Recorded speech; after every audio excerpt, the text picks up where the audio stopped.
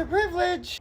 Welcome to Vintage Gay, Marc Malkin, one of my favorite people. I want to say thank you. I wore the t-shirt. We tried this once before for the election with Kamala, and it was red, white, and gay, and I forgot to hit record. And so we lost the whole episode. Me, I you, think and I Margaret. think you did it on purpose. No, it was Just so so I would good. come back and you could spend time with me. It's true. It's true.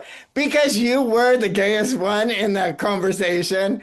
If you're saying I I'm the gayest one in the conversation that has Kenny Hash, that's amazing. I have I Googled you, so I'm gonna read Oh, what it said. Marc Malkin, a two-time Emmy Award winner. His current role is senior culture and events editor at Variety. That's so good. What a powerful thing for a homosexual in media, you know? I wrote down some questions and they were lame, like, what's your favorite gay movie? And shit like that. And then I texted Margaret, and Margaret, she wrote some really good ones. So we're gonna do okay. mine and talk about gayness, and then we'll do hers. What was your favorite Emmy moment on the red carpet, and what was your favorite award speech or person or surprise moment in this last Emmys, the 2025? Um, I had fun on the carpet with Seth Rogen and Adam Brody, Adam being the star of Nobody Wants This, in which he plays a rabbi, and Seth being the Jew that he is, and me being the Jew that I am. We really Jewed out. And I was talking to Seth. Adam was coming by. His rep was like wanting me to talk to Adam, but he had to go do a live shot somewhere. Anyway, I grabbed Adam into my interview with Seth and talking to them. I said, "Oh, when is Seth Rogen going to be on Nobody Wants This? Because you should play a rabbi on Nobody Wants This." And they were both like, "Oh, that's a good idea if the Jew fits." And then it turned out what I didn't know was that Seth had shot a guest starring role as a rabbi in the new season of Nobody Wants This. So I'm glad I was really on that. That was fun. Then there was talking to Tim Cook. You know, when you talk to these kind of moguls, it's kind of interesting. Surprise, surprise. I'm trying to, God, you know, it's what? It's October, what is it, 10th? What about the gay that won the Emmy?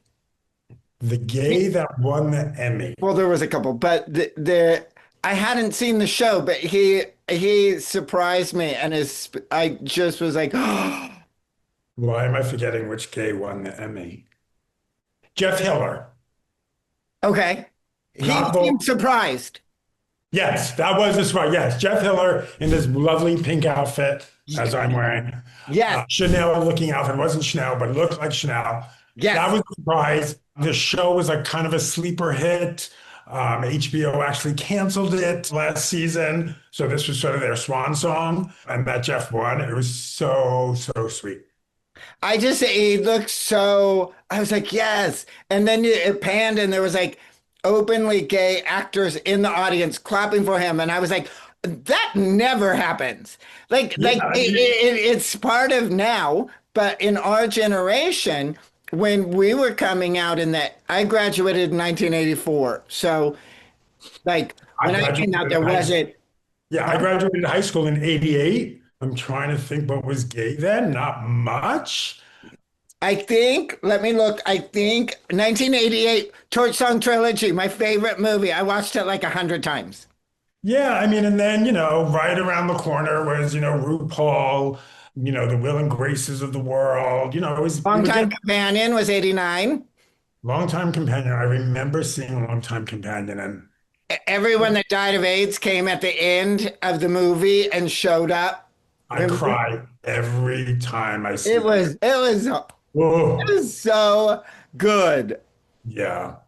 Now we just have every like we're so lucky. Like with you, We are, I and a lot of progress has been made yeah. for sure, but there's still work to be done. I just interviewed Brandon Flynn, who is, He's a 30, 31-year-old actor, has been out since, if not, if for all of his career, if not most of his career. And we were talking the other day, there aren't that many out gay movie stars. There are stars, there are celebrities, but there still is, we know there are those actors in Hollywood who are huge, who are closeted, and everyone has their own journey. Um, but I wish there were more. I do. Me too. Me too. Yeah. I No, I take that back. Not that I wish there were more. I just wish anyone who is gay could just live authentically. Ooh, wonderfully said. Yeah. Wonderfully said. Yeah. Brandon, Daryl, Stevens, I just talked to him. I love that he's just out and out, married, has adopted children, like the making, doing the things in the community. I don't think I'll get married. I'm not saying I won't, but when Yeah. I was growing up in the 80s, it was like wrath of God on gay people, AIDS. And Listen, when I was growing up until I was in my 40s, I never thought I was going to get married. When my ex-husband and I started dating, I told him, I said, I don't want to get married. And it wasn't because I was against marriage. It wasn't part of my dreams. It wasn't, when we were coming out, we just wanted to survive. My ex is a little younger than me, so that was part of his, formative years of like gay people to get married. I ended up getting married, obviously, but it was never part of my big life dream to be married. I'm going to say something about you, and I'm just going to give you your flowers. I was at your wedding. You I were? was. I, my very first holiday after moving here, I was at your house for Thanksgiving, and Yep. I would show up with sponsees at your house for years. And you would cook a turkey, and you were my first gay where since I wasn't drinking or using, I was present. So you were my first holidays, and you were my first moment where I got to have a gay friendship. I got to see a gay marriage. I got to see a gay divorce. I got to see like all of it, like the whole spectrum of gayness. I got to see you change jobs. I got to see you succeed. I got to see you do all kinds of things. Like to me, you're like that and Margaret is too, like those gay people that you look at and you're like, they're living in their skin. For the most part. Yeah, but you know what I mean. You get Um, out there in your bow tie and your thing, and there's no, it's your authentic self. yeah, I've never been closeted professionally. No, I started my career off in the gay press, so there was no way of hiding. If there was, I'd have to like erase, 3 years off my resume after school. Um, and I can't imagine, and if you hear this noise in the background, it's my dog. I can't imagine not living like this. You know, I said, I say it all the time that my sexuality is a superpower. Mhm. And that doesn't mean, and what I'm not saying is I'm better than straight people, I'm better than another gay person. I just think the survival skills that we had to develop to survive in the world gives us this superpower of resilience. And I think I could, justifiably say I'm pretty resilient. I've been through a lot. I've lived a lot of lives. And learning to survive came very early on for me because I had to survive the bullies. I agree. But I also think that our gay endurance as older people is like I look back and someone says, "Oh, don't you wish you lived in this time?" No, I don't. Like I'm okay with getting older. I like being an old gay man. And well, Margaret said something. She said, when I first decided to do this, Margaret said, "Hey, we have a responsibility as out gay people to shine bright or to be out there so that other people could see us and say, oh, there's one, because we didn't have that. Oh, there's one. Everyone in our lives who was gay, whether they were out or not, died. Yeah. That's You what know, and she said. A whole generation above us is not around to show people how to be old and gay, so it's up to us. for me, I come from a very gay family. My mom was gay, very closeted. I had two gay uncles. My uncles should be with me right now. They should have been at my wedding. They should have been holding my hand when I came out of the closet. We should have been marching at gay pride parades together. But by 1991, both of those uncles were dead of AIDS. I'm sorry. But it's it's part of it. It's like we have none of my roommates from like when I came out and moved to San Francisco for that year, there was five of us. Only one of us is alive, you Mhm. know? And people like when I came out, I went to in 1987 and went to San Francisco for the first year before New York or 88. The I remember meeting people and they're like, "Oh, why are you here?" And I was like, "Oh, well, I came out, so I ran here. I came from Orange County and I ran to San Francisco."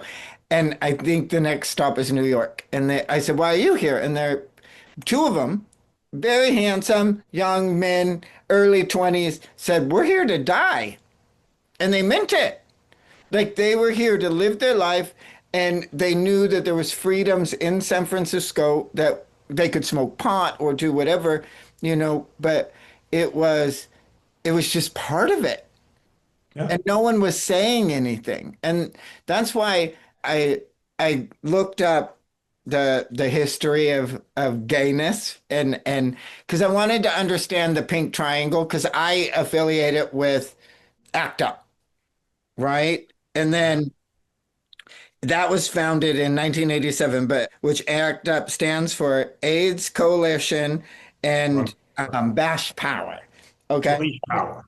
And then it says they push for change in drugs and healthcare policies, and significantly impacted treatments and access for people with AIDS. And I then mean, it's ACT UP and those activists saved my life. yeah, I'm HIV positive. I've been HIV positive for almost 20 years. Without those activists, I'd probably be dead. yeah. Huh. They pushed the government, they pushed drug companies, they pushed culture to support us. They were punk rock. They were completely punk They rock. were so I watched them. I was there. Like the punk rock. They were so I mean, good. listen, I remember, like I said, I started off in the gay press. And I remember going up, it was the 1992 presidential election, going up to New Hampshire. All the candidates were there, from everyone from President Bush to Clinton. Paul Tsongas was a politician who's no longer with us, a bunch of other politicians. And I have photos of them having a die-in the middle of the street because they were demanding action. So it's those men and women, primarily, I think, gay women who were on the front lines who fought for our lives. I love gay people. I have watched them fight for marriage. I have watched them fight for survival. I have watched them fight for rights. I have watched them fight for AIDS. Like I have been in there. It's I'll talk to gay celebs. We're not even gay celebrities, just gay people, right? And they'll say things like, I'm not political. And I'm like, I'm sorry, but just being gay is political. You don't really have a choice. It doesn't mean you have to be marching in the streets, doesn't mean that you're an activist, but being gay is political. As long as the gay community is being used as a political pawn, we're political. It's just declaring ourselves queer as a political act. I love that. That's so good. It's true. Like you said, superpowers, punk rock, and political. And Yeah. so red, white, and gay. Here we go. But it's the truth. It's the Yeah. truth. It's like I feel like I've seen things given to us. I feel like they could be stripped from us. So I'm nervous. Listen, the political climate right now is scary for the queer community, particularly the trans community, but, go after the trans community, they're going to go after the bi community, they're going to go after the gay community, they're going to go after the lesbian community. So it is scary, but going back to ACT UP and going back to the AIDS epidemic, what we mustn't forget is the onslaught of AIDS started to begin less than 20 years after Stonewall. So Stonewall was the beginning of the modern day gay movement where we saw freedoms. We saw gay marches, gay pride marches happening in urban centers and then just all around the world. The onset of AIDS, we saw a lot of people trying to strip the gay community of their rights, of their humanity, of their dignity. And it was organizations that like or groups like ACT UP who said, no, you're not. You're not going to erase us. You're not going to put us on an island somewhere. So we've been here. We've been that we the fear of getting things stripped away, we've been there before. And it wasn't that long ago. What would you say to the young person? How could the gay young person, how could they get involved? How can they make a difference? Because you're out there in I mean, the 40s. listen, it's all personal. For me, my getting involved started in the gay press. We're talking about the early 90s. I continue being involved by being out in the media, being very out in my work. And then, of course, getting involved with organizations like the LGBT Center here in Los Angeles or the AIDS Ride, which is part of the LGBT Center, or Project Angel Food, which is a meal delivery service for people who have serious illnesses, which started as a meal delivery service for people with HIV/AIDS. It has since expanded. But I get involved with organizations like that. And just how do I get involved? I just live my truth. I'm a, HIV, HIV positive gay man in recovery who's had open heart surgery, divorce, go down the line, but I'm a survivor. So that's my activism, I guess. It's Yeah. just surviving. Yeah. And the beautiful thing is that you are comfortable in your gayness and Oh, people totally and people on the red carpet, they have to meet you with your just your light and I because watching that and I love that.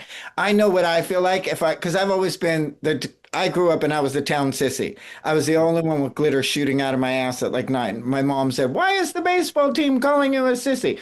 Like right, we know why. And so I've always been noticeable. And so whenever I see another one, my heart smiles like like in work, in whatever. It's like when I see another sober person on set or whatever, I'm like, oh, my people. It's like I I love and feel connected because gay people they were my family when I was thrown out of my family. right. Yeah, chosen family. I Yeah. mean, I was never thrown out of my family. I never felt 100% comfortable in my family, but that was me more than them. But it was also them because, like I said, I come from a very gay, closeted family. So for me, everyone said, "Oh, it must have been so easy to come out to your mom. Your mom was gay," but not really because my mom was closeted. Yeah. So I not only had society outside of home saying it's shameful, in many ways, my mom and my family were re-emphasizing that shame because no one talked to me about my gay relatives, my Yeah. gay mom. Yeah. Until I came out, that's when my mom opened up to me, and my uncles I never came out to. I never, but I was just coming out of the closet when they died. Those And they both babies, died of HIV. both died of AIDS. Yeah. I'm sorry. It Yeah. it is we lived through it and we're here to say, you know, follow us to the middle, like wherever that is Right. there's safety in numbers and that's what I like about you and what I said about the gentleman winning the Emmy and they panned and I saw out gay people, you know, in the audience that live it. And you mentioned Brandon and Flynn and a whole bunch of people that are living their lives as Yeah, gay. and I'll always say, like, I just interviewed Brandon for the first time the other day, and I said it to him, and I say it to probably every out artist I talk to, in an extended interview. I always tell them and thank them for living authentically. And I always say, I'm not blowing smoke up your ass, but you save lives. Yeah. You may never hear from someone who says to you, thank you for being out, you saved my life. But them being out plants a seed to a little gay boy or girl or them, or, plants that seed that they may not even realize they need that seed yet, that says, you could be okay. Yeah. We can't guarantee everyone that they're going to be okay. Yeah. We honestly can't guarantee everyone it's going to get better. No. We can't. But I had Harvey Firestein, I had Divine, and I had Boy George and Harvey Milk. Yeah. Like I had people that I could look at and go, okay, I'm not alone.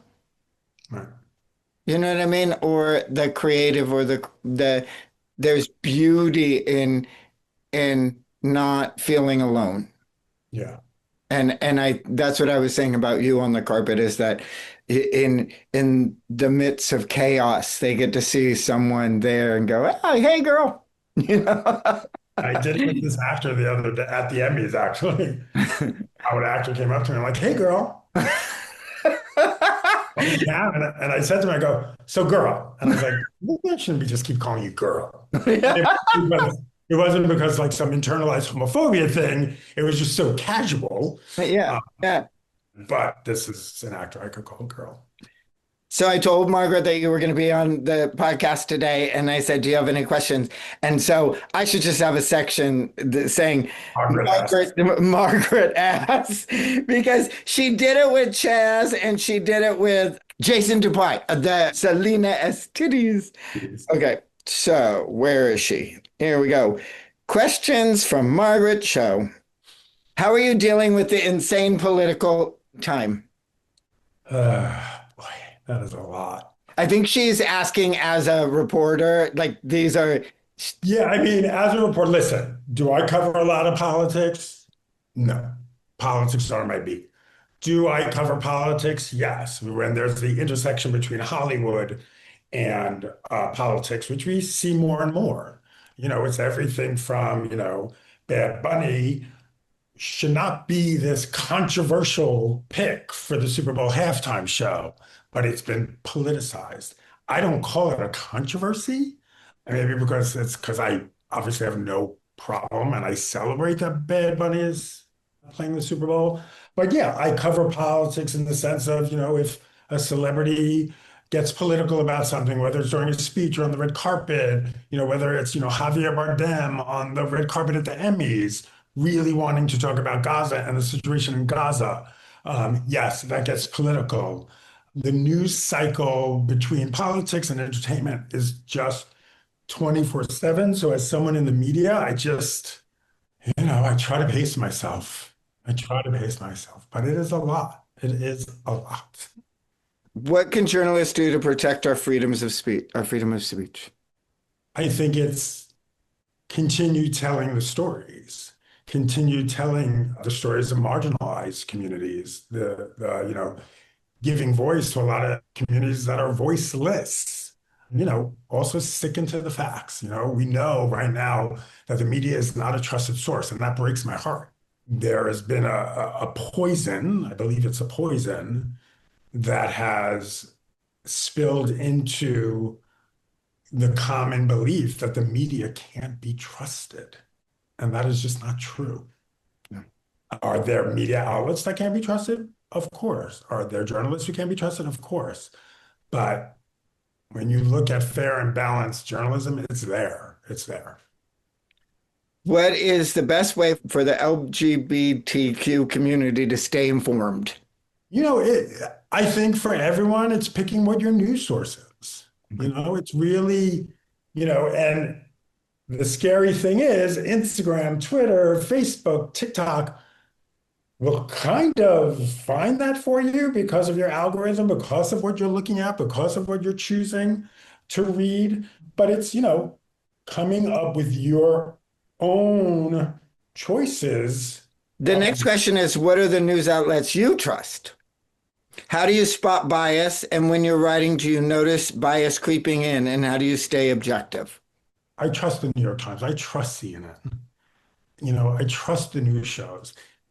And then what upsets me is because I'm going to do it, what everyone else does, going, they're not perfect, but we didn't have to say that before. Like we know we're human beings. Human beings are flawed or they make mistakes and they're not intentional. So it's really when I'm reading a news source or watching a news source, I'm looking at it and, is there bias in there? Sometimes I could tell, sometimes I can't. And for me, staying objective, sometimes it is hard. It's tough. I see, when it comes to the LGBTQ community being attacked politically in vicious, dirty, nasty ways. And again, I go back to the AIDS epidemic. It's the same rhetoric. The child grooming, the sickness, the disease, the fight to allow conversion therapy. It just makes me sad. It makes me really sad. Do you have an escape plan? Escape from what? I don't know, but it's a good question. The gay escape. You know what my escape these days is? A nap. Oh, I love a I nap. escape by I taking a love a nap. nap. Because we're vintage. We need to lay down. What have been the worst things in the last year politically, in your opinion? Kamala losing. The attack on science, the defunding of PrEP, the defunding of cancer research, the attack on educational institutions. But the attack on science, we will have a wave of infections, HIV infections, and which also means super viruses. And that's just to think of reversing an epidemic like that, I can't even get my mind around. Are you inspired to write more during times like this, or do you want to work on other projects outside of journalism? I love my job. You do. You get so excited to go to work. I do. Listen, and like I said to everyone, speaking of science, I'm not curing cancer. Yeah. I'm going on the carpet. I'm having fun. I'm giving people some escapism. Let's just say, as it's award season's coming, what are your predictions? What's Oh, what do you think is coming down the thing that we should do? And what is your favorite movie of all time, gay and entertainment? Right. listen, I have many favorite movies. I can't just say one, Okay. but the first one that comes to mind anytime someone asks me that is Moulin Rouge. Nicole Kidman, Ewan McGregor, Baz Luhrmann directed it. Not necessarily a gay movie, but for sure gay sensibilities, the camp of it all, just the name Moulin Rouge sounds gay. Absolutely, I could watch that movie over and over and over again. Gay movie. Whew. I haven't thought about this question for a long time.